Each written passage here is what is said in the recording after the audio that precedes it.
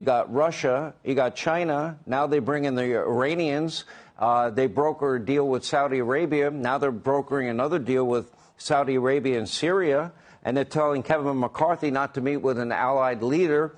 And then what are the consequences for the balloon spying?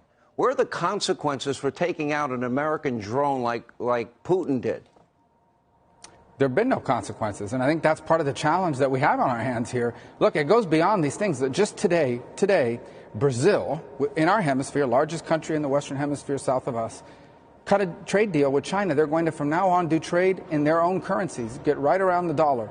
They're creating a secondary economy in the world, totally independent of the United States. We won't have to talk about sanctions in 5 years because there'll be so many countries transacting in currencies other than the dollar that we won't have the ability to sanction them. Many countries are saying, in order to avoid this consequence of the imposition of sanctions by the United States on the basis that you are using their currency,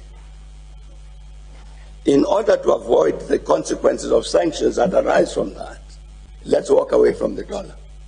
And hence there's a global discussion taking place about that, and some of it is bilateral. When Russia trades with China, there's no reason why they must use dollars to exchange. None. I saw that even India is saying the same thing.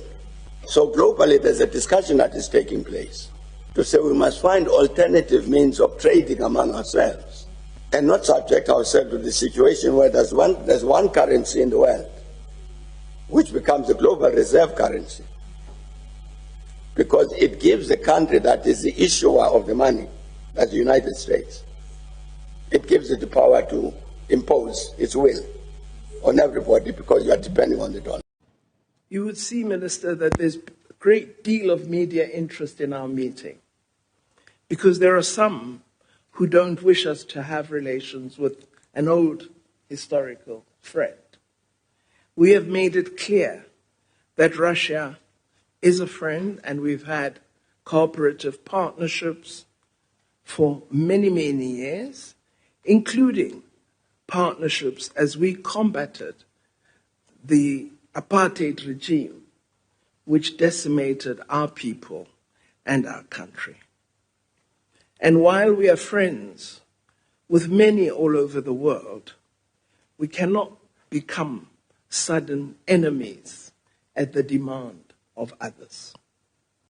I cannot wait to see this thing working.